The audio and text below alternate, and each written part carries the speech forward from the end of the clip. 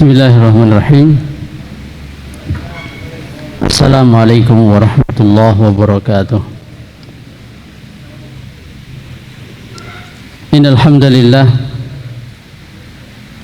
nahmaduhu wa nasta'inuhu wa nastaghfiruh wa na'udzu billahi min syururi anfusina wa min sayyiati a'malina. من يهده الله فلا مضل له ومن يضلل فلا هادي له أشهد أن لا إله إلا الله وحده لا شريك له وأشهد أن محمدا عبده ورسوله اللهم صل وسلم وبارك على رسولنا محمد وعلى آله wa ashabihi wa man tabi'ahum bi ihsanin ila yaumiddin. Kaum muslimin muslimat, ikhwani akhwat fid din, azanillahu wa iyyakum wa rahimanallahu wa iyyakum jami'an. Segala puji dan syukur kita panjatkan kehadirat Allah Subhanahu wa ta'ala yang pada kesempatan pagi menjelang siang hari ini di hari Ahad tanggal 5 Rabiul Awal 1444 Hijriyah atau bertepatan dengan 2 Oktober 2022. Allah masih memberikan waktu dan kesempatan kepada kita,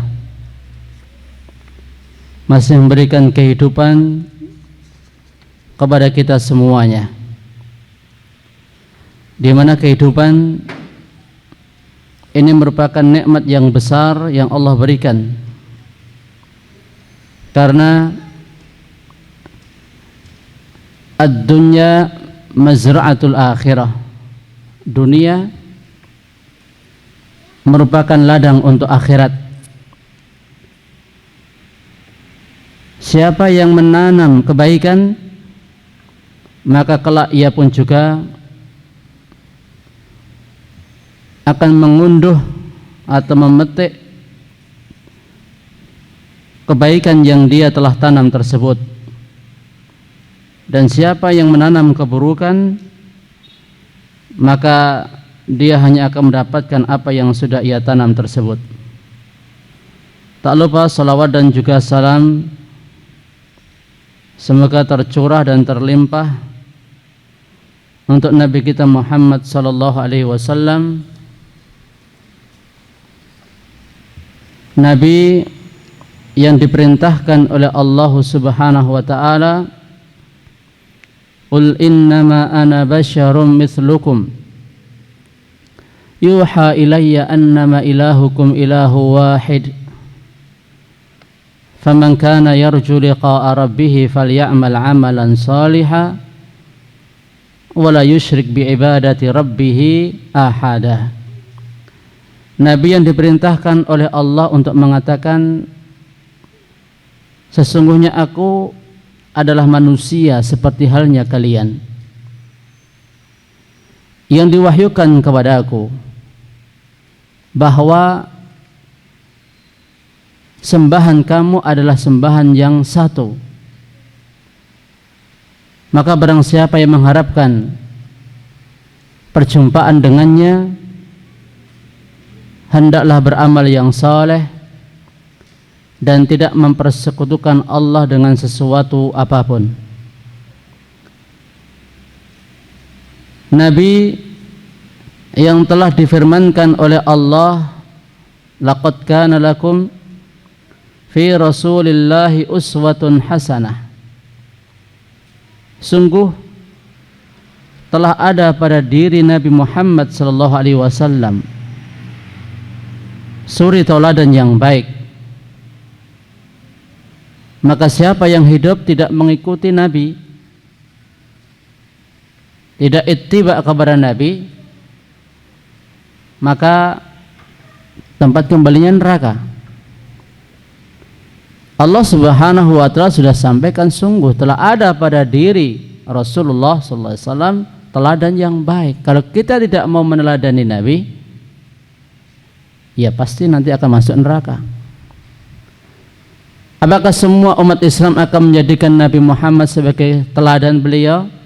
Tidak. Liman kana yarjullaha wal yawmal akhir wa dzakarallaha katsira. Bagi orang yang mengharapkan perjumpaan dengan Allah dan hari akhir dan banyak mengingat Allah Subhanahu wa taala. Siapa yang tidak memiliki sifat dan karakter ini, dia tidak akan mau menjadikan Rasulullah sebagai suri teladannya. Dalam hadis disampaikan, kullu ummati yadkhuluna al-jannah illa man aba. Semua umatku akan masuk surga kecuali yang enggan atau tidak mau. Qila wa may ya'ba ya Rasulullah, siapa yang tidak mau masuk surga ya Rasulullah? Qala man ata'ani dakhala al-jannah wa man 'asani faqad aba. Siapa yang menaatiku dia akan masuk surga, dan siapa yang mendurhakaiku dialah orang yang enggan alias tidak mau masuk surga. Ikhwani wa akhwat fid din rahimanallahu wa iyyakum. Salawat dan salam semoga juga terlimpah kepada keluarga Rasulullah, sahabat-sahabat beliau dan orang-orang yang mengikuti mereka dengan baik sampai berakhirnya dunia ini. Pada kesempatan yang berbahagia ini, materi ini yang buat bukan saya, ini Dr. Muin ini yang, kalau antum pengen tahu, ini beliau ini yang nyarikan materi, yang membuatkan makalah, yang menerjemahkan. Masya Allah, barakallahu fi. Semoga Allah memberkahi beliau dan ilmu beliau. Ini saya mikir-mikir kok isinya tentang kelahiran Nabi. Oh ternyata ini sudah tanggal 5. Dan biasanya kaum muslimin mereka pada tanggal berapa? 12 ya. 12 Rabiul Awal merayakan Maulid Nabi sallallahu alaihi wasallam. Kalau di sini juga masih banyak. Masih ramai. Ya. Sebenarnya materi tentang Nabi kita Muhammad sallallahu alaihi wasallam, mengenal Nabi Muhammad sallallahu alaihi wasallam itu termasuk satu di antara usul dari 3 usul yang wajib kita pelajari: ma'rifatullah, wa ma'rifatu an-nabi, wa ma'rifatu dinil Islam bil adillah. Mengenal Allah, mengenal Nabi, dan mengenal agama Islam dengan dalil-dalilnya.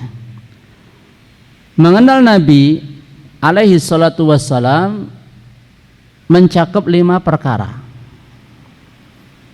Karena ini termasuk materi yang akan ditanyakan nanti pada yaumul qiyamah, yakni di alam barzah, ketika si mayat sudah dikuburkan dan ditinggal oleh para pelayat, akan ditanyai salah satunya tentang Rasulullah sallallahu alaihi wasallam. Dan mengenal Nabi tatadammanu 5 umur, mengandung 5 perkara. Yang pertama, mengenal nasab beliau. Fahu asyrafun nasi nasaban. Beliau adalah manusia yang paling mulia, paling tinggi nasabnya. Yang kedua, mengenal tahun tempat kelahiran beliau dan hijrahnya beliau. Tahun dan tempat lahirnya beliau serta hijrahnya beliau. Mungkin ini poin yang nanti akan kita pelajari, yang B ini. Terus yang ketiga, mengenal kehidupan beliau sebagai nabi. Berapa tahun? 23 tahun. 13 tahun di Mekah, 10 tahun di Madinah. Yang keempat, bimadza kana nabiyyan wa rasulan. Dengan apa beliau menjadi seorang nabi dan seorang rasul? Nabbi'a bi Iqra wa ursila bil Muddatsir. Beliau menjadi nabi dengan turunnya surah Al-Alaq itu, dan menjadi rasul dengan diturunkannya surah Muddatsir. Dan yang kelima, beliau diutus membawa misi apa dan untuk apa? Beliau diutus untuk mentauhidkan Allah Subhanahu wa ta'ala sebagai rahmat bagi alam semesta, untuk mengeluarkan mereka dari kegelapan syirik menuju tauhid, dari kegelapan kekufuran menuju iman, dari kegelapan kejahilan menuju ilmu. Mungkin poin yang kedua yang akan kita bahas berkenaan dengan tema yang disampaikan kepada kita, meskipun juga tak masalah kalau seandainya menyinggung poin-poin yang lainnya. Tayyib, ikhwani fillah wa akhwat fiddin rahimani wa rahimakumullah. I'lamu anna nabiyyina Muhammad sallallahu alaihi wasallam wulida fi tsani asyara min Rabiul Awal. Ketahuilah bahwa Nabi kita Muhammad sallallahu alaihi wasallam, beliau dilahirkan pada tanggal 12 Rabiul Awal. Apakah ini sudah menjadi ijma' ulama ataukah belum? Mengenai hari lahirnya Nabi alaihi salatu wassalam, para ulama tidak berbeda pendapat. Beliau lahir pada hari Senin. Apa dalilnya? Annahu su'ila an siyami yaumil Itsnain. Beliau ditanya tentang puasa hari Senin. Beliau menjawab, itu hari aku dilahirkan dan diturunkan wahyu kepada aku. Dalam riwayat yang lain, hari diutusnya beliau alaihi salatu wassalam juga pada hari Senin. Adapun tempat lahirnya beliau adalah di Mekah. Ada yang mengatakan di salah satu rumah yang ada di dekat sofa. Ada yang di rumah yang ada miliknya Bani Hashim. Wallahu ta'ala alam mengenai di mana persisnya Nabi sallallahu alaihi wasallam beliau dilahirkan. Maksudnya tempat beliau dilahirkan. Kalau kotanya jelas kota Mekah. Ada yang mengatakan di salah satu keluarga Bani Hashim, ada yang di salah satu rumah dekat sofa, ada yang mengatakan Ummu Abdurrahman bin Auf. Wallahu ta'ala alam.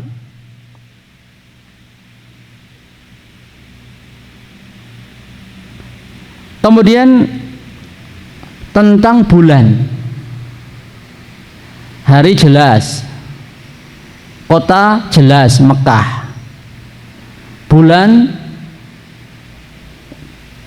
ada yang mengatakan Rabiul Awal, ada yang mengatakan Ramadan. Namun pendapat yang sahih adalah bulan Rabiul Awal. Namun para ulama berselisih tanggal berapa. Baru tahu kalau seandainya tanggal kelahiran Nabi, para ulama berselisih, baru tahu. Ada yang mengatakan 2, ada yang mengatakan 8, 9, 10, 12, 17 atau 22 Rabiul Awal. Ternyata kepastian tanggal kelahiran Nabi alaihi salatu wassalam, para ulama masih berbeda pendapat. Maka kalau seandainya mau merayakan hari kelahiran Nabi sallallahu alaihi wasallam, ya pasti akan terjadi perbedaan pendapat. Dan sejak di zaman para sahabat, tabi'in, tabi'ut tabi'in, kalau kita tengok, mereka tidak merayakan hari kelahiran Nabi sallallahu alaihi wasallam. Sebab kalau seandainya ini suatu ibadah, pasti akan ditentukan. Termasuk ketika Nabi masih hidup, pasti akan menentukan. Kayak puasa Asyura, jelas tanggalnya. Kayak puasa Arafah, jelas tanggalnya. Kayak puasa Ayyamul Bid, 13, 14, 15, jelas tanggalnya. Hari raya juga jelas, tanggal 1 Syawal. Kemudian awal-awal Dzulhijjah juga jelas tanggalnya. Kalau ini termasuk ibadah dalam merayakan hari kelahiran beliau, tentunya akan dijelaskan oleh Nabi dan juga para sahabat radhiyallahu taala anhum. Hanya saja karena memang tentang Maulid Nabi sallallahu alaihi wasallam ini yang mencetuskan pertama kali adalah kelompok Bani Ubaid Al-Qaddah yang menamakan diri mereka dengan kelompok Fatimiyah di abad ke-4 Hijriyah. Jadi setelah berlalunya generasi sahabat, tabi'in, tabi'ut tabi'in. Mereka pencetus aliran kebatinan. Nenek moyang mereka Ibnu Disan yang dikenal dengan Al-Qaddah, salah seorang pendiri aliran batiniyah di Irak. Dan para ulama umat, para pemimpin dan para pembesar bersaksi bahwa mereka adalah orang-orang munafik zindik yang menampakkan Islam dan menyembunyikan kekafiran. Ini pencetusnya. Kalau hari wafatnya Nabi, tanggal wafatnya Nabi jelas 12 Rabiul Awal. Jangan-jangan loh ya, mereka itu merayakan hari wafatnya Rasulullah sallallahu alaihi wasallam. Kalau hari wafatnya jelas 12 Rabiul Awal, ya, tanggalnya 12 Rabiul Awal. Apakah wallahu ta'ala alam maksudnya mereka itu dengan merayakan katanya Maulid tanggal 12 Rabiul Awal itu, apakah sebenarnya merayakan wafatnya Rasulullah? Kita tidak tahu. Wallahu ta'ala a'lam. Tapi yang namanya orang munafik, namanya orang zindik, nama orang yang benci dengan ajaran Islam, ya kita kan tidak apa-apa untuk menduga-duga dan suudzon kepada mereka. Dan jangan sampai pula kaum muslimin terbawa oleh arus ini. Wallahu ta'ala a'lam bissawab. Ikhwani fillah wa akhwat fiddin rahimani wa rahimakumullah wa azanillahu ayyakum. Tentang tahun kelahiran Nabi alaihi salatu wassalam, Ibnu Qayyim al-Jauzi rahimahullah ta'ala menyampaikan tahun kelahiran Nabi alaihi salatu wassalam adalah pada tahun gajah, ya, pada tahun gajah 571 Masehi.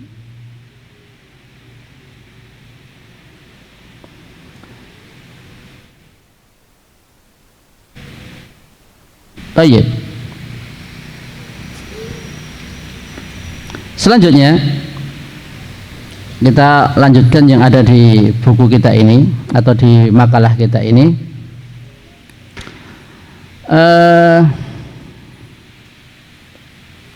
Fa'alaina fi hadzal yaum wa nahnu al-an fi tsani asyar min Rabiul Awwal. Ini mungkin yang berceramah ini ketika itu tanggal 12 ya, tapi kalau sekarang kita tanggal 5 Rabiul Awal. Maka wajib atas kita pada hari ini untuk memperbanyak ya, menyebut Nabi kita Muhammad sallallahu alaihi wasallam, memperbanyak salawat kepada beliau. Man shalla alayya salatan, siapa yang bersalawat kepada Nabi sallallahu alaihi wasallam satu salawat, Allah akan balas 10. Allah akan balas 10. Jadi apakah ahlus sunnah itu jarang bersalawat kepada Nabi? Kita sangat dianjurkan salawat. Bahkan di antara zikir pagi petang kita baca salawat kepada Nabi 10 kali. Di waktu pagi, di waktu sore. Ketika kita berdoa juga diawali dengan baca salawat, diakhiri juga dengan membaca salawat kepada Nabi alaihi salatu wassalam. Tidak hanya di momen-momen yakni kelahirannya beliau alaihi salatu wassalam, tapi di setiap waktu, di setiap hari yang kita lalui. Hari kelahiran Nabi sallallahu alaihi wasallam, di sini Syekh ingin menjelaskan sosok Nabi kita Muhammad sallallahu alaihi wasallam untuk menunjukkan kebesaran beliau. Beliau dilahirkan oleh Allah Subhanahu wa taala liyukhrijan nas minadz zulumati ilan nur, untuk mengeluarkan manusia dari kegelapan-kegelapan kepada cahaya. Masya Allah. Nabi kita Muhammad sallallahu alaihi wasallam, beliau mengumpamakan diri beliau dengan permisalan aku dengan umatku adalah seperti permisalan seseorang yang berdiri di dekat api. Lalu banyak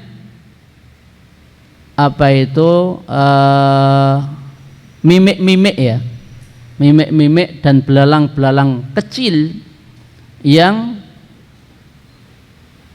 berterbarangan di sekitar api tersebut hingga mereka masuk ke dalamnya.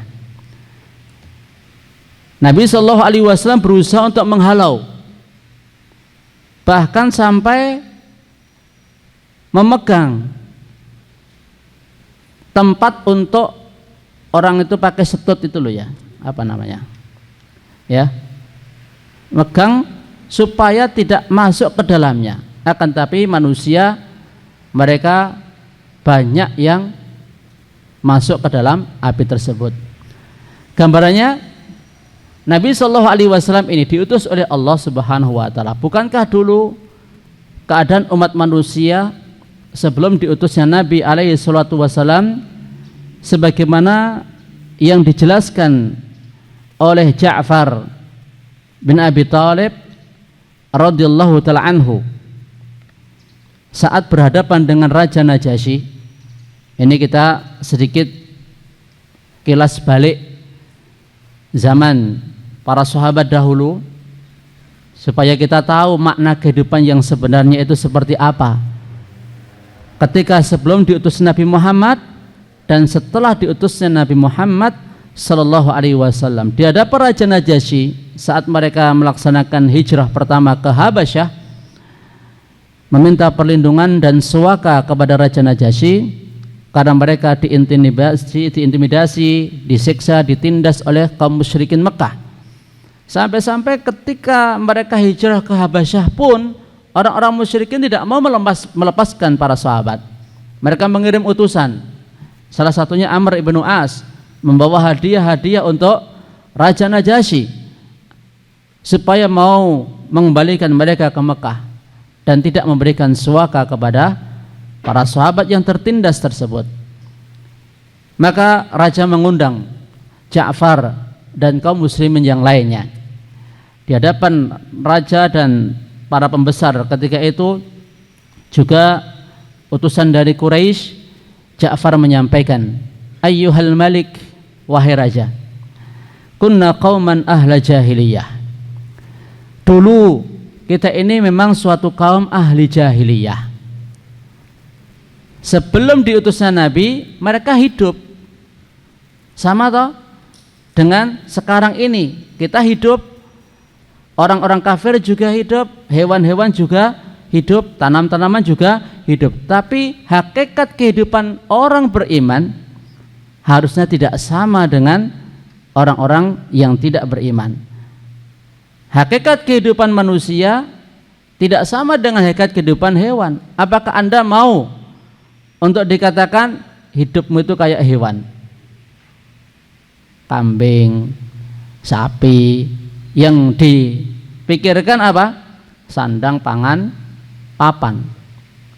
Cuman itu. Makanya manusia kalau mindset hidupnya hanya melulu, oh aku hidup itu memenuhi kebutuhan hidupku ya sandang, pangan, papan. Salah.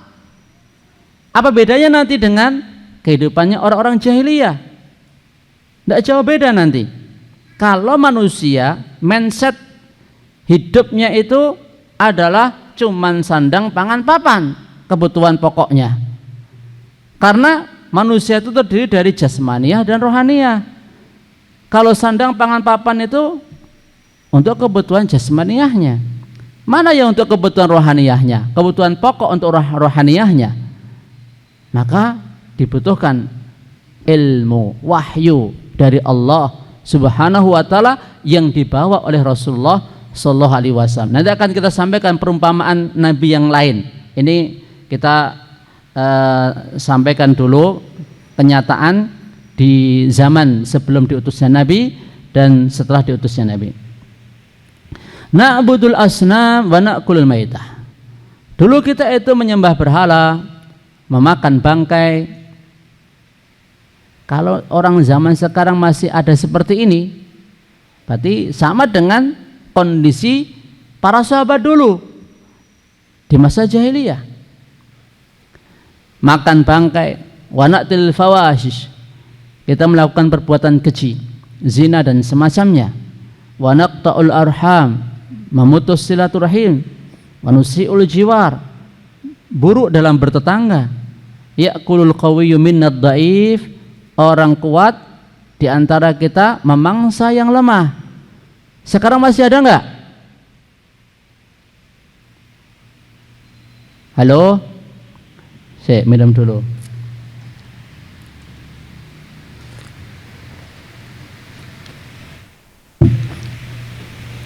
Perilaku-perilaku seperti ini masih ada enggak sekarang? Kalau masih ada, nah kok enggak jauh beda dengan yang disampaikan oleh Ja'far dulu. Makanya jahiliyah dulu dengan sekarang itu ya enggak jauh beda. Tapi kita enggak boleh mengatakan alam sekarang ini alam jahiliyah, enggak boleh. Tapi kalau perkara-perkara jahiliyah zaman sekarang ini masih banyak memang. Tapi setelah diutusnya Rasulullah SAW ya sudah tidak, setelah mutlak tidak boleh kita katakan zaman jahiliyah. Syekh Muhammad bin Abdul Wahab dalam buku beliau menyebutkan 128 perkara jahiliyah yang masih ada. Terus fakunna ala dzalik, keadaan kita seperti itu sampai Allah mengutus Rasul kepada kita yang kita kenal nasabnya, kejujurannya, amanahnya, dan kebersihan hati beliau, penjagaan diri beliau. Da'ana ilallah, beliau mengajak kita kepada Allah agar kita mentauhidkannya, ibadah kepadanya, dan meninggalkan apa yang dulu kita sembah, kita dan bapak-bapak kita selain Allah, berupa batu, patung.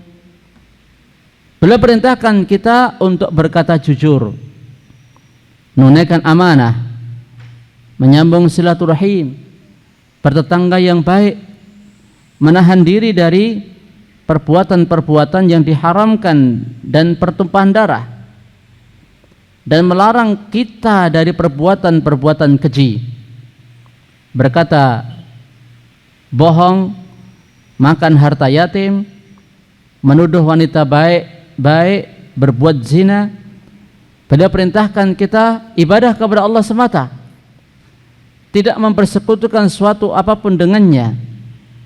Wa amarna bis salati waz zakati wasyam, beliau perintahkan kita untuk salat, zakat, dan puasa. Kemudian Ja'far melanjutkan, fasaddaqnahu, kami benarkan beliau, wa amanna bihi, kami beriman kepada beliau, wattaba'na ala ma ja'a bihi, kita pun mengikuti apa yang beliau bawa. Kita beribadah kepada Allah semata, tidak mempersekutukan sesuatu pun dengannya. Kita haramkan apa yang diharamkan atas kita, dan kita halalkan apa yang dihalalkan untuk kita. Namun kaum kami memusuhi kami, mereka menyiksa kami, memfitnah kami terhadap agama kami, agar mereka mengembalikan kami untuk mengibadahi berhala dari ibadah kepada Allah, dan agar kita menghalalkan yang dulu kita halalkan dari perbuatan-perbuatan keji. Inilah hasil dakwah Rasulullah sallallahu alaihi wasallam, mengeluarkan umat manusia dari alam jahiliyah kepada alam Islam, dari kekufuran, dari kesyirikan. Allah Subhanahu wa taala jelaskan dalam Al-Qur'an, aw man kana maitan fa ahyainahu wa ja'alna lahu nuran yamshi bihi fin nas kama mathalu fi dhulumat laisa bi kharijin minha. Apakah orang yang sudah mati lalu kami hidupkan dan kami beri ia cahaya yang membuatnya dapat berjalan di tengah-tengah orang banyak, sama dengan orang yang berada dalam kegelapan, sehingga dia tidak dapat keluar dari sana. Kalau ahli tafsir, para ahli tafsir, mereka mengatakan awa man kana maitan bil kufri wal jahli wa hawan nafs, apakah sama orang yang mati itu banyak, bukan cuman mati jasad tok. Kalau mati jasad antum paham itu. Orang yang mati karena kekufuran, jahilan, hawa nafsu, ini bisa menyebabkan mati. Yang mati bukan jasad, yang mati roh. Maka kematian itu ada dua, kematian yang hissi, kematian yang maknawi. Hidup pun juga dua, kehidupan jasmaniah, kehidupan rohaniah. Ini yang harus kita bangun, dan inilah risalahnya Nabi Muhammad sallallahu alaihi wasallam. Ya. Lalu Allah menghidupkannya dengan cahaya iman, ilmu, dan ma'rifah. Apakah sama seperti orang yang hidup dalam kegelapan, kekufuran, kebodohan, dan kebutaan hati? Ahadza wa hadza sawa, ini dengan itu sama keadaannya? Permisalan Rasulullah SAW diutus oleh Allah Subhanahu wa taala ini ya diperumpamakan seperti air hujan. Jadi fungsi air hujan untuk bumi ya, sama seperti gambarannya fungsi Quran dan Sunnah yang dibawa Nabi, dua wahyu yang dibawa Nabi SAW bagi ruh jiwa manusia. Coba antum lihat bumi, tanah ketika menerima air hujan. Ada 3 keadaan tanah tersebut. Yang pertama apa? Tanah yang mampu menyerap air dan menumbuhkan tumbuh-tumbuhan, rerumputan yang banyak sekali. Ini tipe tanah yang paling bagus, cocok untuk pertanian dan lain sebagainya. Yang kedua, tanah yang hanya bisa nampung air tok, tidak bisa meresapkan dan tidak bisa menumbuhkan. Namun ini bermanfaat untuk orang-orang ngambil air di situ, minum di situ, untuk pengairan, untuk minum ternak-ternak mereka. Yang ketiga, tipe tanah yang ketika turun hujan langsung rembes, habis, dan tidak bisa numbuhkan apa-apa, tidak bisa nampung keberadaan air tersebut. Hati manusia juga seperti itu, gambaran dan permisalannya. Ketika mendapatkan wahyu Quran sunnah, oh dia mendengar, oh dia mengetahui ini Quran, ini sunnah. Hati manusia pertama ada yang menyerap Quran dan sunnah tersebut, dimasukkan ke dalam hati, ya, meresap ke dalam hatinya, kemudian menumbuhkan banyak sekali istidlal, pendalilan atau manfaat-manfaat yang bisa ia petik dari Quran dan sunnah tersebut, yang dia bisa ajarkan kepada orang lain, dia berikan kemanfaatan kepada orang lain. Semakin banyak yang ia serap, yang kemudian dan juga semakin banyak yang ia mampu keluarkan dari ilmu tersebut, dan semakin banyak orang yang mengambil faedah, ya berarti semakin bagus. Ini yang paling bagus. Nah, ini yang paling bagus. Kalau kita bisa seperti itu, ya masya Allah. Ada seseorang dihadapkan kepada dia, ini Quran, ayat ini hadis, ya, riwayat ini. Mungkin dia tidak bisa numbuhkan atau tidak bisa mengambil faedah yang banyak dari satu ayat atau satu hadis tersebut. Tapi ada seseorang yang itu para ulama, satu ayat satu hadis bisa dia ambil faedah yang banyak sekali, seperti Imam Syafi'i misalnya. Beliau ketika berada di rumahnya Imam Ahmad rahimahullahu ta'ala, beliau dalam satu malam itu beliau tidak tidur, bahkan beliau wudhunya tidak diulangi ketika melaksanakan sholat subuh. Karena apa? Beliau masih dalam keadaan wudhu dari sholat isyaknya. Antum jangan heran kok bisa seperti itu, ya, makanan itu juga pengaruh ya. Kalau antum makannya itu nasi dan sebagainya, mudah kentut dan mudah buang kotoran. Tapi kalau makanan antum lama tinggal di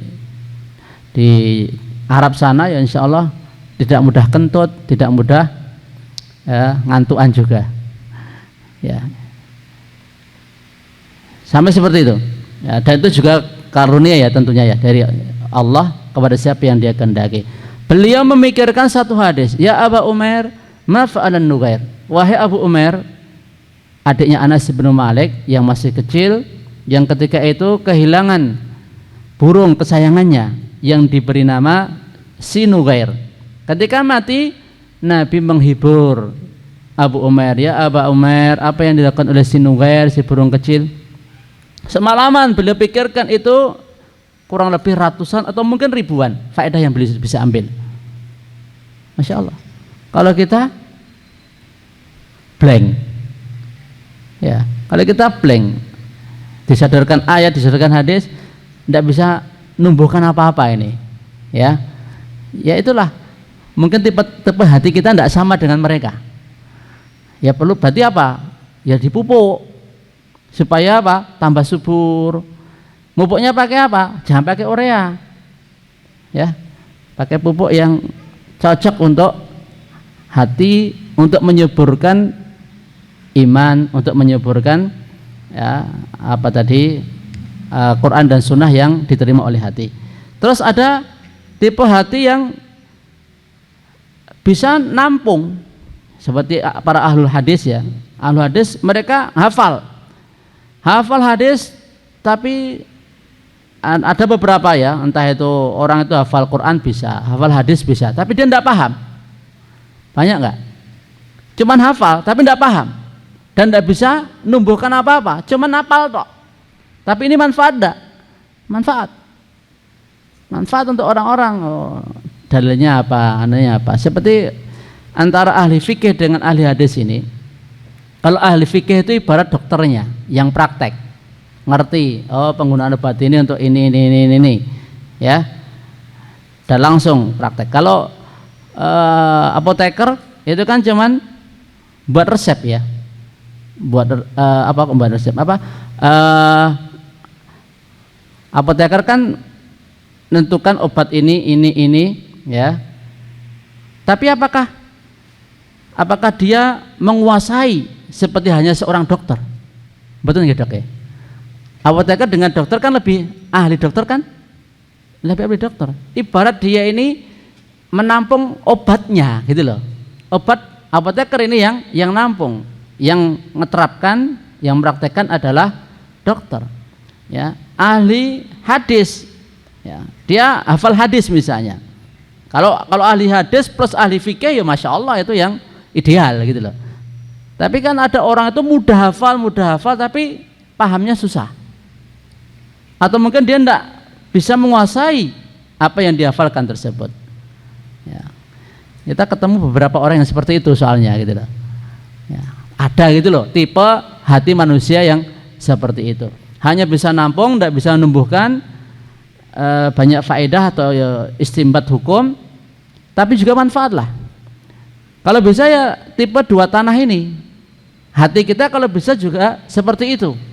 Tapi jangan yang ketiga, seperti hanya tipe bumi, tipe tanah, ketika mendapatkan air cuman masuk tok, tidak bisa nampung, hilang, tidak bisa bermanfaat.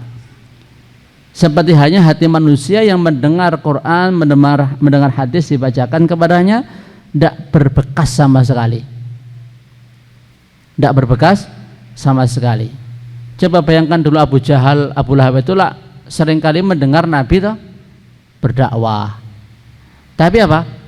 Tidak bermanfaat sama sekali. Maka tidaklah berguna. Iya dan billah. Tayyib. Ikhwani fillah wa fiddin rahimani rahimakumullah.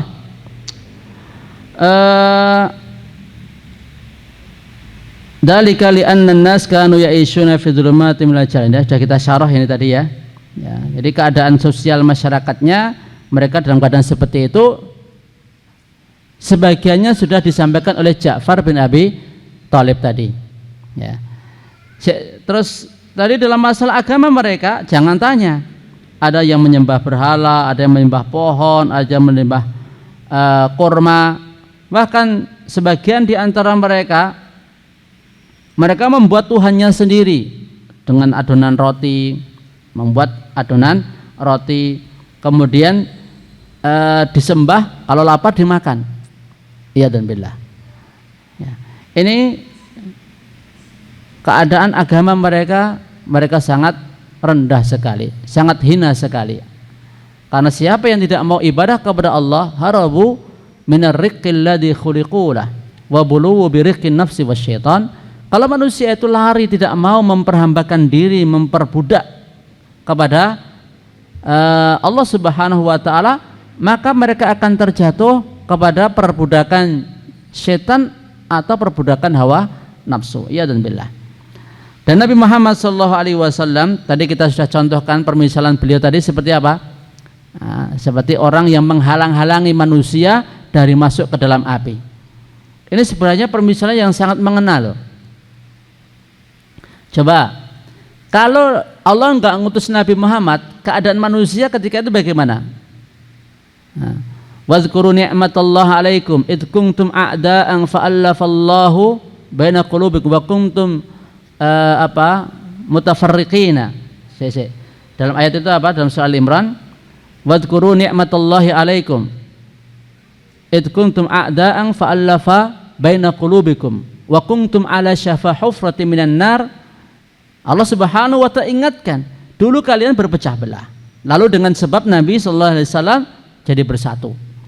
Dulu kalian sudah ada di tepi jurang neraka, Allah selamatkan kalian dari api neraka tersebut. Jadi Nabi Muhammad SAW ini, kalau orang mau ngikutin Nabi Muhammad, mau nurut sama Nabi Muhammad, mereka itu akan selamat dari neraka. Permisalannya, beliau ini, posisi beliau dengan umatnya itu seperti posisi orang yang ada di dekat api, ngalang-ngalangi orang untuk masuk ke dalam api, gitu loh. Dihalang-halangi jangan masuk ke dalam api. Kalau orang itu nggak menurut Nabi, ibaratnya dia itu akan masuk ke dalam api neraka. Gambarannya seperti mimik-mimik tadi, ya, mimik-mimik atau belalang-belalang kecil tadi, yang antum kalau ada di tanah yang luas menyalakan api, akan banyak hewan-hewan kecil yang mengelilinginya dan akan terjatuh ke dalamnya. Ini menggambarkan bahwa manusia-manusia yang tidak mau turut kepada Nabi sallallahu alaihi wasallam ini, mereka itu bodoh. Mereka itu apa? Lemah. Mereka itu apa? Ikut arus. Wah, koncone kono akeh melu rono. Padahal nang kono nyemplung neng geni. Ya. Ini ilmu tentang permimikan ya, antum pelajari ya. Antum gatek nih, mimik itu bagaimana ketika ada di tengah api, itu gambaran manusia yang tidak mau nurut kepada Nabi Shallallahu Alaihi Wasallam. Dan manusia-manusia yang seperti itu, mereka itu hakikatnya manusia yang bodoh, yang lemah. Walaupun banyak jumlahnya, tapi nggak bermutu, nggak berkelas. Maka Nabi berusaha menghalang-halangi manusia. Ya, antum misalnya ditanya, ketika ini ada api di sini misalnya, ada api. Lalu ada teman antum masuk ke dalam api ini. Mbah dia sadar, mbah dia tidak sadar. Apa reaksi antum? Diapakan kira-kira? Tokne wae? Kalau antum biarkan, antum akan disalahkan orang enggak? Disalahkan. Karena apa? Tahu mau masuk ke dalam api yang nanti dia akan terbakar, akan mati. Kenapa dibiarkan? Makanya Allah kan perintahkan, ya ayyuhalladzina amanu qu anfusakum wa ahlikum nara. Hai orang yang beriman, jaga, pelihara dirimu dan keluargamu dari api neraka. Di mana panas api dunia dengan api neraka berapa perbandingannya? Api dunia ini adalah 1/70 api akhirat. Jadi 69 kali lipat panasnya api neraka itu dibandingkan dengan api dunia. Kalau seandainya ada teman antum atau keluarga antum mau masuk ke dalam api dunia yang panasnya cuma 1/70-nya api neraka, antum ketika biarkan, antum akan disalahkan orang. Bagaimana kalau seandainya antum biarkan orang-orang dari orang-orang yang antum cintai, keluarga antum dan sebagainya, ketika nanti mereka ketika tidak mengikuti Nabi SAW akan masuk ke dalam api neraka yang panasnya 69 kali lipat. Apakah enggak lebih mengerikan? Paham antum permisalan ini? Paham ya? Tayyib. Maka dari itu Nabi kita Muhammad SAW ini, wa ma arsalnaka illa rahmatan lil alamin, tidaklah kami mengutusmu melainkan sebagai pemberi kasih sayang bagi alam semesta. Dengan keberadaan Nabi Muhammad SAW, alam semesta ini akan mendapatkan rahmat Allah Subhanahu wa taala. Ya. Bahkan orang-orang kafir pun mereka mendapatkan rahmatnya Allah dengan diutusnya Nabi Muhammad. Loh, dari sisi mana kita bisa tahu? Kan ada syariat jihad melawan orang kafir. Ketika perang sama orang kafir, mereka mati, rahmat bagi mereka kalau mati cepat. Ya toh? Paham? Kalau mereka mati ketika jihad bersama Nabi, bersama kaum muslim, mereka mati, itu rahmat bagi mereka. Karena apa? Kalau mereka dibiarkan hidup kayak ngono kuwi terus, wah, luwih berat. Makanya masuklah Islam supaya tidak mendapatkan siksa yang berat. Sampai para ulama menjelaskan seperti itu. Rahmatnya Islam ini tidak hanya bagi manusia yang beriman saja, tidak bagi langit, bumi, termasuk hewan-hewan, termasuk tumbuh-tumbuhan, termasuk makhluk-makhluk Allah yang ada di alam semesta ini, bahkan orang kafir sekalipun yang mereka nggak mau beriman kepada Nabi, ini juga rahmat bagi mereka. Karena dalam Islam ada syariat jihad melawan orang-orang kafir. Tayyib. Sampai sini jelas? Ini tadi ujung pangkalnya kemana ini? Hah? Ujung pangkalnya kemana ini?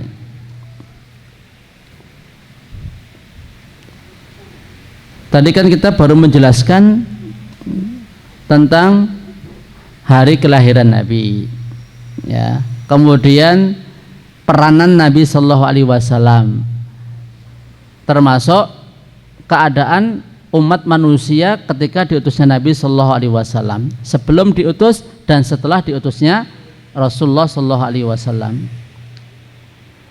Dan Allah Subhanahu Wa Taala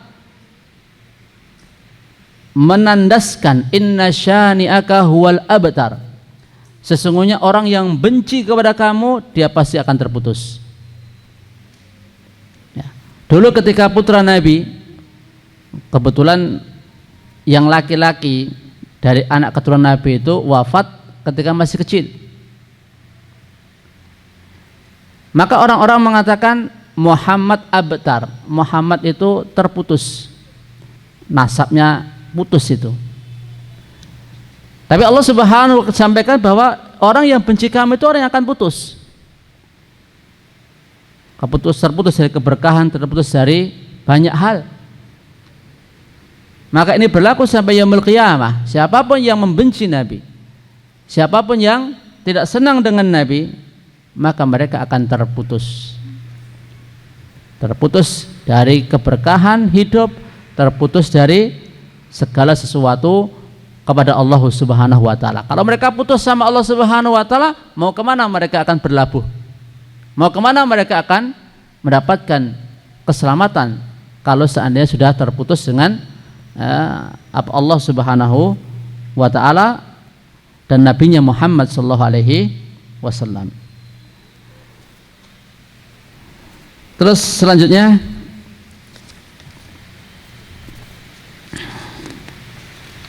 Allah Subhanahu wa Ta'ala mengutus Nabi Muhammad sallallahu alaihi wasallam limuharabati hadhil khurafat, ya, untuk memerangi khurafat, ya, untuk memerangi khurafat ini.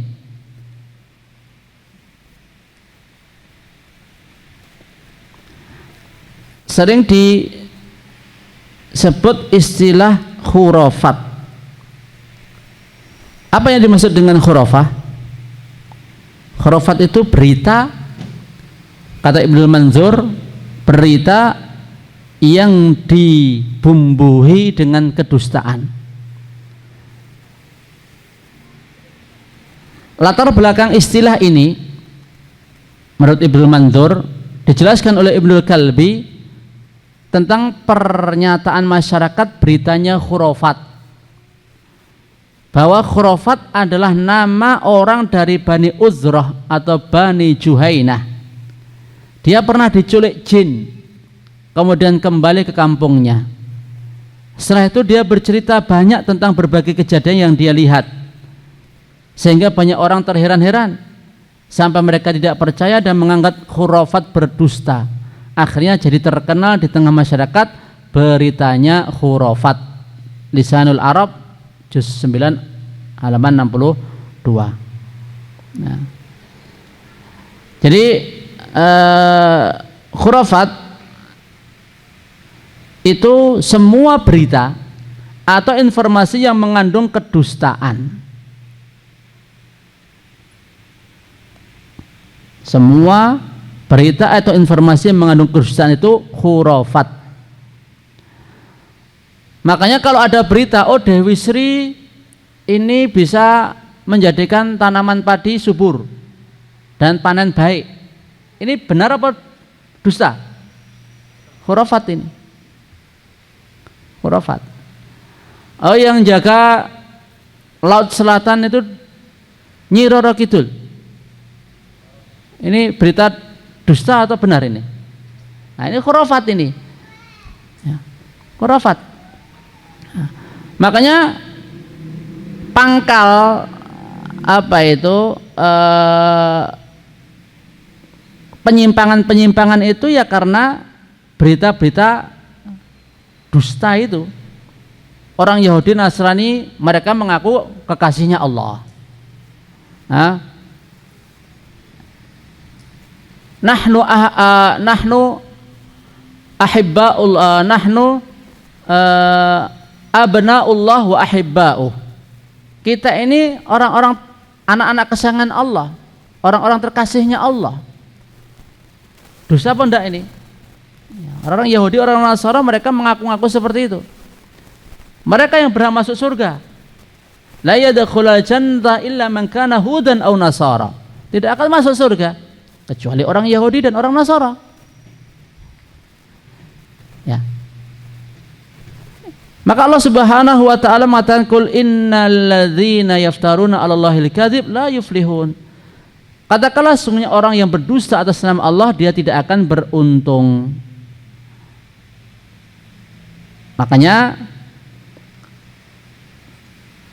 jika kita perhatikan semua penyimpangan orang musyrik dan orang kafir yang Allah sebutkan dalam ayat-ayat Al-Quran, sumbernya adalah akidah dan keyakinan menyimpang tentang Allah. Bicara masalah halal haram tanpa dalil, mengklaim diri anak kesayangan Allah pasti masuk surga tanpa bukti amal, menyatakan Allah punya anak, menganggap Allah punya wakil untuk mengantarkan berdoa. Oh, Allah itu ada wali-wali kutub yang membantu untuk menyampaikan doa kita kepada Allah dan lain sebagainya. Ya. Jadi Ibnu Qayyim menyebutkan bicara ngawur tentang Allah, menyampaikan informasi tentang Allah tanpa ilmu, sumber segala kesatan. Sumber segala kesatan. Kalau antum tengok kesatannya kaum musyrikin zaman Nabi sallallahu alaihi wasallam, mereka menganggap apa? Lata, Uzza, Manat, afara'aitum Lata wal Uzza wa Manata tsalitsatal ukhra. Ya. Lata, Manat, Uzza itu kan mereka sembah. Ada yang bentuknya batu, ada yang bentuknya pohon, ada yang bentuknya kuburan. Yang disangkakan mereka ini bisa mendapatkan barokah dari beribadah kepada benda-benda itu tadi. Ini dusta enggak ini? Dusta. Nanti kalau kita syarah waktunya terlalu panjang itu ya. Yang jelas pangkal ke penyimpangan manusia tadi berbicara atas nama Allah Subhanahu wa taala tanpa bukti, tanpa dalil, menganggap Allah dengan sesuatu yang tidak seperti itu. Ya. Terus maka Nabi Shallallahu Alaihi Wasallam beliau berjihad dengan lisannya, dengan tangannya, hingga Allah Subhanahu wa taala memenangkan agamanya ini. Risalah beliau telah beliau tunaikan, amanah telah beliau sampaikan, dan beliau telah menasihati umat dengan sebenar-benarnya. Maka pada al-yauma akmaltu lakum dinakum wa atmamtu alaikum ni'mati wa raditu lakumul islama dina. Islam telah sempurna. Semua hal yang akan menghantarkan umat manusia ke surga, menjauhkan dari neraka, semua sudah dijelaskan. Sampai burung-burung yang mengepakkan sayap di udara pun telah dijelaskan ilmunya oleh Nabi. Sampai pun tata cara buang hajat telah dijelaskan ilmunya oleh Nabi Sallallahu Alaihi Wasallam. Tidak ada kesempatan bagi kita untuk membuat ajaran-ajaran baru, tata cara ibadah yang baru, termasuk misalnya maulid ini. Apakah Nabi Sallallahu Alaihi Wasallam mengamalkannya? Tentu yang lebih berhak mengamalkannya kan beliau, itu hari lahirnya beliau. Apakah Abu Bakar, Umar, Utsman, Ali, para khulafaur rasyidin, mereka juga melakukannya. Kalau seandainya ini adalah suatu ibadah yang disunahkan, dianjurkan, seperti halnya ibadah-ibadah yang lain yang ditentukan oleh Nabi, yang ditentukan oleh syariat, tentu telah ternukil dari kita kepada kita. Ada dua kemungkinan. Nabi dan khulafaur rasyidin mereka enggak tahu keutamaan Maulid Nabi, merayakan Maulid Nabi dengan melakukan ibadah-ibadah khusus. Saya waktu di Halmahera itu mau ngadakan Maulid itu kayak orang mau hajatan itu. Uleman, pakai latihan-latihan untuk nanti pentas di acara perayaan Maulid tersebut. Bahkan sakral mengelilingi masjid pakai apa ya, kayak sajen gitu loh, ngelilingi masjid loh. Di dalam itu, wah ini acara apa ini, seumur-umur baru lihat Maulidnya kayak seperti itu di daerah Halmahera sana ya. Padahal sholat 5 waktunya sepi, sholat 5 waktu sepi, tapi pas Maulid ini wah rame kayak hajatan besar itu. Satu kampung itu hajatan besar itu, sakral sekali itu. Kalau seandainya ya tadi, kalau Nabi dan khulafaur rasyidin mereka tidak tahu keutamaan ini, terus kalau kita merasa tahu yang mereka tidak ketahui, berarti kita mendudukkan diri kita lebih afdal daripada mereka, lebih tahu daripada mereka. Pantas kita merasa lebih tahu dari Nabi, merasa lebih tahu dari khulafaur rasyidin. Wah, enggak, saya memang ya jauh di bawah mereka. Ya yes. Mungkin yang kedua. Nabi tahu, khulafaur rasyidin tahu, tapi enggak disampaikan kepada kita. Itu namanya apa? Khianat. Oh, berarti kamu menuduh Nabi dan para khulafaur rasyidin khianat, tidak nyampaikan keutamaan itu dan tidak mengamalkannya. Berarti kamu menuduh beliau khianat. Oh, enggak juga. Ya wes, berarti ya wes rasa merayakan. Ya. Imam Malik rahimahullah mengatakan, man ibtada'a bid'atan yaraha hasanatan faqad za'ama anna Muhammad sallallahu alaihi wasallam qad khana risalah. Siapa yang melakukan suatu bid'ah yang ia anggap baik, maka sungguh ia telah menganggap Nabi Muhammad sallallahu alaihi wasallam mengkhianati risalah. Ya, mengkhianati risalah. Ya. Ikhwani fillah wa akhwati fiddin rahimani wa rahimakumullah wa azanillahu wa iyyakum. Kemudian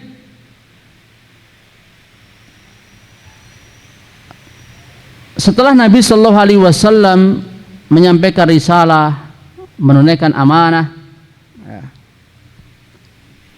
dan Islam telah sempurna ditinggalkan oleh Nabi alaihi salatu wasallam, maka kekhalifahan dilanjutkan oleh para khalifah ar-rasyidin yang dimulai dari Abu Bakar, kemudian Umar, kemudian Utsman, kemudian Ali radhiyallahu taala anhum. Allah Subhanahu wa ta'ala memberikan janji kepada siapapun yang beriman dan beramal saleh. Wa'adallahu alladhina amanu minkum wa amilus salihat. Allah memberikan janji kepada orang yang beriman di antara kamu dan orang-orang yang beramal saleh. Apa janji Allah Subhanahu wa ta'ala kepada mereka? La yastakhlifannahum fil ardi kama istakhlafal ladzina min qablihim. Allah Subhanahu wa ta'ala pasti akan menjadikan mereka khalifah di muka bumi, pemimpin di muka bumi, sebagaimana Allah telah menjadikan orang-orang sebelum mereka menjadi khalifah. Yang kedua, wala yumakkinanna lahum dinahum alladzi irtada lahum. Allah Subhanahu wa ta'ala akan mengokohkan agama yang Allah ridhai bagi mereka. Yang ketiga, wala yubaddilannahum min ba'di khaufihim amna. Allah akan ganti rasa takut mereka dengan keamanan. Dengan keamanan. Syaratnya apa? Ya'budunani la yusyrikuna bi syai'a. Mereka hanya beribadah kepadaku, tidak mempersekutukan aku dengan sesuatu apapun. Dan Allah Subhanahu wa ta'ala telah memenuhi janjinya kepada Nabi dan para sahabat. Bukankah Allah Subhanahu wa ta'ala berikan kekhalifahan kepada mereka? Ya. Bukankah Allah Subhanahu wa ta'ala kokohkan Islam untuk mereka? Iya. Bukankah Allah Subhanahu wa ta'ala mengganti rasa takut mereka dengan keamanan? Iya. Kalau hal-hal ini sekarang hilang dari kaum muslimin, maka persoalannya adalah, maukah kita itu kalau menginginkan kejayaan dan kemuliaan seperti yang pernah diraih oleh pendahulu-pendahulu kita, maukah kita melakukan apa yang dulu mereka telah lakukan, dan pasti janji Allah akan dipenuhi. Ketika kaum muslimin mereka berpecah belah, mereka berselisih,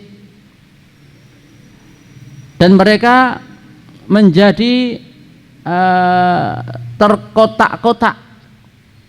Ya, ada yang egois, ada yang berbicara untuk maslahat pribadi, ya, ada yang berperang untuk kepentingan yang hina.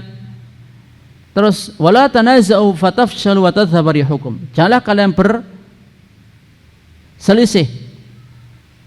Ya, janganlah kalian berselisih sehingga akan hilang kekuatan kalian. Ketika umat Islam mereka berselisih sebagaimana dulu zaman jahiliyah, mereka berpecah belah.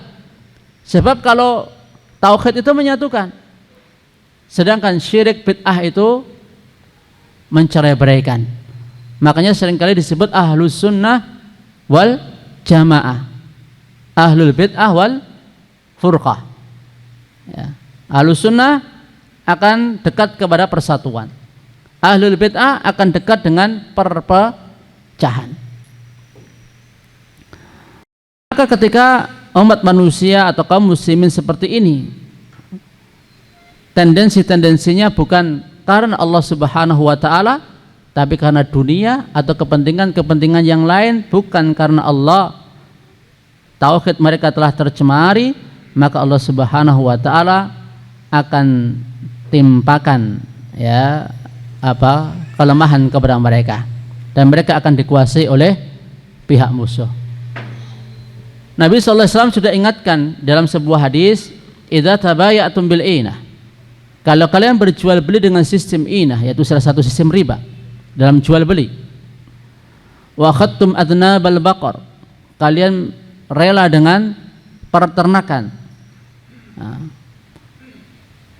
wa raditum bizar, kalian ridho dengan pertanian, wa taraktumul jihad, kalian tinggalkan jihad di jalan Allah Subhanahu wa ta'ala, sallatallahu alaikum dullah, Allah Subhanahu wa ta'ala akan timpakan kehinaan kepada kalian. Kapan Allah akan angkat kehinaan itu? Hingga kalian kembali kepada agama kalian. La yanzi'ukum ankum hatta tarji'u ila dinikum. Tidak akan dicabut dari kalian hingga kalian mau kembali kepada agama kalian. Jadi akidah kita mencontoh akidah Nabi dan para sahabat. Ibadah kita mencontoh ibadah Nabi dan para sahabat. Muamalahnya kita mencontoh muamalahnya Nabi dan para sahabat. Dan segala sesuatu dari ajaran-ajaran yang dibawa Nabi Muhammad kita berusaha terapkan dalam kehidupan kita sehari-hari, insya Allah akan mendatangkan keberkahan, ya, akan mendatangkan keberkahan. Wallahu ta'ala a'lam bissawab. Mungkin sampai sini yang bisa kita jelaskan. Ada pertanyaan? Adapun yang di akhir-akhir ini berkaitan dengan orang-orang Yahudi, hasadnya mereka, permuasannya mereka, ya memang telah diingatkan, walang tardu angkal yahudu walan nasara hatta tattabi'a millatahum, orang Yahudi, orang Nasara tidak akan ridho kepada kita hingga kamu mengikuti agama mereka. Ya. Tidak harus kita pindah agama, tapi mengikuti cara berpikir mereka, keyakinan mereka, muamalahnya mereka, ibadahnya mereka. Ya, mereka merayakan hari kelahiran Yesus. Umat Islam juga merayakan kelahiran Nabi Muhammad. Mereka mengadakan banyak sekali acara-acara Id. Padahal dalam Islam itu Id cuma dua, Idul Fitri dan Idul Adha. Idul Fitri dan Idul Adha. Wallahu a'lam bishawab. Silahkan kalau ada yang ingin bertanya. Assalamualaikum warahmatullahi wabarakatuh. Salam. Gini Ustaz, di bulan Rabiul Awal ini kita banyak mengetahui masyarakat kita yang merayakan dari kelahiran Rasulullah SAW. Ketika kita di suatu masjid, kita membacakan istilahnya belajar Sirah Nabawiyah. Ya. Kira-kira dibolehkan enggak? Gitu. Assalamualaikum warahmatullahi wabarakatuh.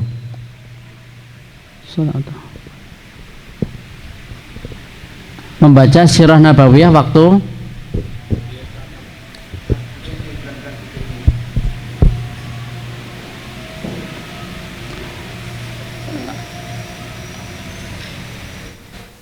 ya, kalau mengingat Nabi, ya itu kan boleh. Menjelaskan tentang sirahnya Nabi boleh, tapi jangan pas hanya momen ini tok gitu loh. Kapanpun. Tadi kan sudah kita singgung bahwa tiap hari kan kita nyebut Nabi Muhammad itu kan banyak sekali. Wa rafa'na laka dzikrak. Kami angkat namamu, penyebutanmu. Namanya Nabi Muhammad diulang berapa kali oleh kita? Dalam sholat aja sudah berapa kali? Dalam azan berapa kali? Dalam doa, dalam zikir berapa kali? Nah, azan ini kalau dikumandangkan bahkan setiap menit mungkin, setiap berapa menit sekali di dunia ya akan dikumandangkan nama beliau Sallallahu Alaihi Wasallam. Kalaupun kita enggak memuliakan beliau, kalau tidak mengagungkan beliau, toh beliau tetap mulia. Beliau tetap mulia dan agung. Cuman pesennya jangan pas itu tok gitu loh. Boleh tapi ya jangan pas itu tok aja. Syukur dilanjutkan. Malah jadi momen, wah kayaknya bagus ya, dilanjutkan. Allah alam bisawab. Assalamualaikum Tat. Salam. Mau tanya Tat, masalah hukum sholat berjamaah ini karena ada khilaf di antara ulama. Menurut Imam Abu Hanifah itu sholat berjamaah hukumnya fardu ain, dengan banyak hadis-hadis yang untuk hujah itu antaranya orang buta yang mendengar adzan tidak diberi ruqyah oleh Rasulullah, suruhan kalau mendengar adzan suruh datang orang buta. Kemudian Rasulullah hampir membakar rumah-rumah penduduk yang di dalamnya ada laki-laki yang tidak mau ikut berjamaah. Itu Ustadz Abu Hanifah. Kemudian menurut Imam Syafi'i itu sunnah muakkad, dengan dalil bahwa sholat di rumah itu perbandingannya 1 derajat, kalau di masjid itu 25 sampai 27 derajat kalau jamaah. Itu diantara itu yang paling rajih itu yang Imam mana? Yang Imam Abu Hanifah atau Imam Syafi'i antara wajib dan fardu ain dengan yang sunnah muakkad. Syukron. Assalamualaikum. Yang tanya mana toh? Oh, sana ya. Saya cari-cari hukum sholat jamaah. Sebenarnya kalau kita melihat prakteknya Nabi dan para sahabat, sebenarnya sudah selesai ya. Cuman kadang ketika seorang ini barangkali ya, menggali, mencari, ini terutama yang bukan ahli ilmu. Kalau ya, memang ahli ilmu, tidak apa-apa untuk menelaah dan untuk mencari mana sisi yang paling kuat. Biasanya kalau orang awam ya, kita bicara orang awam, mereka itu mencari rukhsah kadang. Ya aku ya pilih sunnah muakkadah, gitu loh. Sunnah muakkadah. Yang kalau dikerjakan berpahala, kalau ditinggalkan tidak mengapa. Kan ini sudah salah ini. Tapi kalau bagi para penuntut ilmu, kalau pengen kajian lebih mendalam dalam hal ini ya sangat bagus gitu loh, sangat bagus. Termasuk pendapat sholat jamaah itu fardu ain itu Syekhul Islam Ibnu Taimiyah. Beliau berpendapat fardu ain. Fardu ain. Hukumnya beda loh. Kalau fardu ain itu, kalau seandainya antum nggak sholat jamaah berat loh. Ya. Sholatnya bisa nggak sah kalau nggak dikerjakan secara berjamaah. Yang kita pelajari ya selama ini wajib ya. Wajib sholat jamaah itu wajib, tapi tidak sampai fardu ain, tidak sampai fardu ain. Kalau fardu ain ini konsekuensinya berat. Dan kalau kita melihat prakteknya Nabi dan juga para sahabat ya, ala kulli hal, mau kita terima yang fardu ain atau yang sunnah muakkadah atau lain sebagainya, kita usahakan sebisa mungkin, semaksimal mungkin setelah itu dikerjakan secara berjamaah, dan bagi laki-laki dikerjakan di masjid, kecuali kalau ada uzur. Kecuali kalau ada uzur karena sakit, uzur karena kesibukan yang tidak bisa ditinggalkan, sebagaimana dokter mengoperasi misalnya ya, maka tetap kita usahakan untuk sholat secara berjamaah.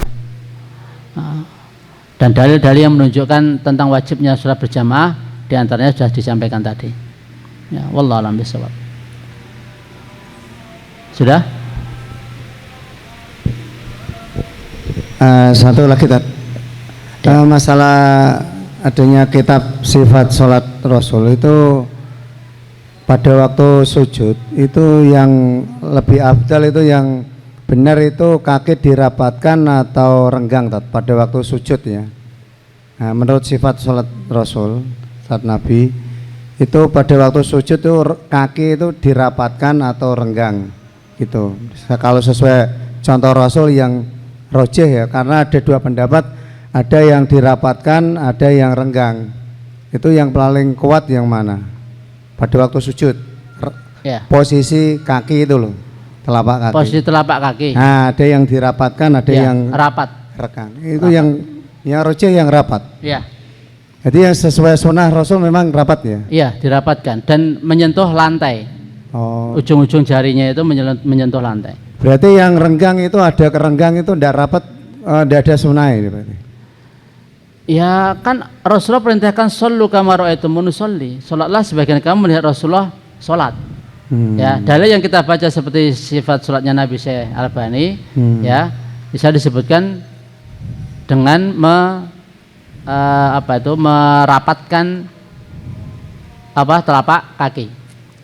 Berarti maksudnya tidak dua pendapat ya, memang yang kuat memang rapat ya, tidak ada perselisihan itu. Ya kalau masalah fikih itu memang kalau kita mau menelusuri memang banyak perbedaan pendapat di sana. Tapi kan gini, kan sudah diberikan solusi oleh para ulama, termasuk Imam Syafi'i dan para ulama yang lain. Idza shahhal hadits fahuwa mazhabi. Kalau hadis itu sahih, itu pendapatku. Jadi ketika kita ketemu, oh ini riwayatnya seperti ini, hadisnya sahih, ya sudah, itu pendapat mereka semua, tanpa kita sampaikan ini pendapatnya Imam Syafi'i, Hanafi dan sebagainya. Kalau itu hadis sahih, pokoknya itu pendapatnya mereka. Karena memang bicara masalah kita bisa menguasai semua hadis, semua ilmu itu memang tidak bisa semua orang itu. Ada memang Imam Syafi'i dalam satu perkara beliau lemah, ya. Misal ketika menyentuh wanita yang bukan mahram, dalam hal ini terbantahkan dengan riwayat yang lebih sahih, gitu loh. Imam Ahmad juga dalam pendapatnya ada yang lemah. Terus Imam Malik juga seperti itu, karena menyelisihi dalil yang sahih dari pendapat mereka itu. Kalau pendapat mereka menyelisih dalil yang sahih, ya tidak kita pakai, siapapun. Bukan kita fanatik sama Imam Syafi'i atau Imam Ahmad atau salah satu di antara, tidak fanatik. Yang kita fanatiki dalil, gitu ya. Nah, kemudian yang terakhir tadi ini masalah isbal. Isbal ini ulama juga berbeda pendapat. Ada yang makruh, ada yang haram. Walaupun banyak dalil-dalil yang lebih kuat untuk yang mengharamkan masalah isbal. Yang saya tanyakan, apakah pernah ada satu riwayat pun kalau Rasulullah pernah isbal? Adakah satu riwayat pun Rasulullah pernah isbal? Tidak tahu saya. Karena ini ada yang mengatakan makruh karo isbal. Kalau tahu. tidak Bahkan Abu Bakar As-Siddiq ketika pakai sarung melorot, ya, beliau kan tanya kepada Nabi SAW, apakah beliau termasuk orang yang khuyala, seorang yang sombong. Nabi sampaikan, kau bukan termasuk orang yang sombong. Karena apa? Beliau sampaikan, aku sudah berusaha menjaga sarungku biar nggak motrok, tapi ya tetap motrok. Ya, kan beliau sudah menjaga supaya tidak isbal. Kan beliau badannya kecil sehingga ketika pakai sarung sok motrok-motrok gitu loh. Berarti ini hukumnya ini mutlak haram saja, karena ada hadis yang mengatakan bahwa kain apa saja yang di bawah mata kaki tempatnya di neraka. Hadis sahih. Iya. Tapi kan kok tetap ada ulama yang mengatakan makruh, bagaimana? Kadang ini tadi kita kembali. Pokoknya kalau kita tahu itu hadis, ya sudah kita ambil hadisnya aja. Ya. Kalau perkataan ulama, kalau sudah ada hadis, kita pakai hadis. Ya, kita pakai hadis. Ini mohon maaf perlu waktu yang panjang ya untuk lebih mendetailkan persoalan yang jenengan tanyakan, ya. Karena ini permasalahan fikih memang banyak sekali hal-hal yang perlu kita sampaikan, termasuk masalah usul-usul yang ada itu seperti apa, pegangan yang harus kita ambil apa, ya. Kalau begitu berarti kita tidak boleh bermazhab, ya, nggak boleh bermazhab berarti. Ya kalau kita baru awal belajar ngaji ya kita pakai mazhab. Kalau antum pertama kali belajar langsung belajar banyak mazhab, antum akan bingung nanti. Ya, antum akan bingung. Ya, mazhab itu memudahkan kita untuk memahami permasalahan fikih, gitu loh. Ya kalau di Indonesia yang dikenal dengan mazhabnya Syafi'iyah, ya tidak apa-apa kita belajar mazhab Syafi'iyah, tidak dilarang kok. Itu ya, tidak dilarang. Ya. Wallahu a'lam bishawab. Subhanakallahumma hamdika asyhadu an la ilaha illa anta astaghfiruka wa atubu ilaik. Assalamualaikum warahmatullahi wabarakatuh.